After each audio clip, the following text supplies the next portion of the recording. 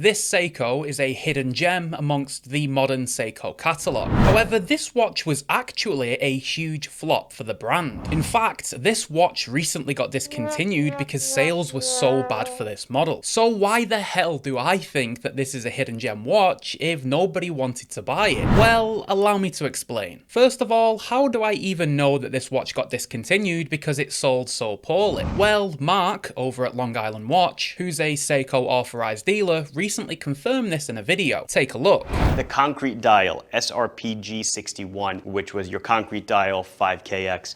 Pretty cool watch. When we first got it, so I said this is about a year and a half to 2 years ago, sold like gangbusters, but then quickly faded, I guess. And then, to go along with your SRPG61, the SRPG63 got the boot. This was a concrete dial. So the sales for this watch at launch were fairly good. However, according to Mark's statistics, this watch dropped off a cliff quickly thereafter. Now I think that this watch being discontinued and selling so poorly can actually be linked back to the discontinuation of the SKX. Now personally, I just missed the boat on the SKX model. I got into watches and became an enthusiast just after the discontinuation of the SKX. However, the feeling of long-term enthusiasts is that when Seiko discontinued that model, part of the brand died. Now, Seiko used to be the kings when it came to affordable watches. If you needed a watch under $250, Seiko was the answer. However, those models that were the answer got discontinued, and when they was eventually replaced by some newer models, it's fair to say that fans felt a little bit let down. The SRPD range, or the 5KX, was the replacement to the SKX. However, in enthusiasts' eyes, these watches were actually a downgrade over the predecessor, because these watches no longer had the ISO diver's certification on the dial, they lost their screw down crown, and of course the water resistance dropped from 200 meters to 100 meters. And I know mechanically and technically the new watches are actually better, but those watches didn't deliver what the SKX did. However, one star was born from the discontinuation of the SKX. This range of watches for me is the perfect everyday watch. They remind me of the Tudor Black Bay 36 for example, but on a much tighter budget. They have that super versatile look that can go anywhere and do anything. There is only one small problem with the Dress KX line, and for me that is that it is slightly too dressy. Yes, the watch can work in a variety of situations, but they tend to lean more to the dressy side over the casual side, and that's where this hidden gem Seiko was born. The Seiko SRPG63 fixed the problems of the Dress KX. Although this watch is identical to the Dress KX in shape, design and functionality, it ditches all of those dressy ideas and opts for a super casual look. Now this was achieved by a couple of factors, the first being the case finishing. The case finishing on the SRPG63 is unlike any other watch you'll find around. Seiko did something completely different with this watch. Instead of the usual brushing or polishing that you see on 99% of watches, Seiko instead opted for a scratched finish on the watch, where the watch already looks like 30 years old, which is a very bold thing to do. After all, if you buy something new, you want it to look new and shiny for as long as possible. But Seiko tried something different. They gave you a watch that already looked like it had hit 50 door handles in its time, which makes this watch completely unique. But another unique factor to this watch is the dial. Now we all know Seiko for their great dial work throughout their whole range of watches. Of course, Grand Seiko making some of the best in the world. But even coming down from that, you have the Cocktail Time range that also have some incredible dial work. However, I don't quite think I've ever seen a Seiko 5 that has a dial that is as beautiful and as detailed as this. Now Seiko themselves nicknamed this watch the Seiko 5 Cement, which you can see by the cracks and craters on the dial. However, of course, enthusiasts don't like to call something by its actual name and like to give it a new one. And enthusiasts decided to call this watch the Seiko 5 Lunar, because the surface of the dial does resemble the surface of the moon, which, let's be honest, is a much cooler name than Seiko 5 Cement. So with the combination of that very casual dial and the factory scratched case, which means you can throw it around and you wouldn't even be able to tell if it took a knock, Seiko took the Dress KX and made it a super casual watch. They made it a watch for exploring. They made it a watch for outdoor activities. A watch that you wouldn't be scared to scratch, to damage, because Seiko have already done it for you. So although this watch did get discontinued by Seiko because of the poor sales, for me, this watch is a hidden gem amongst the modern Seiko catalogue. This is a snapshot in time from where Seiko tried to do do something completely different. They tried a case finishing that they've never tried before, and they did one of the most beautiful dials ever seen on a Seiko 5. Yes, this watch is no longer truly versatile. You couldn't wear this watch with a shirt and tie, for example. But what's the point in being a jack of all trades and master of none? Seiko went back to their roots of creating a tool watch that looks absolutely beautiful and is super affordable. I'll leave an affiliate link in the description if you're interested in buying this watch.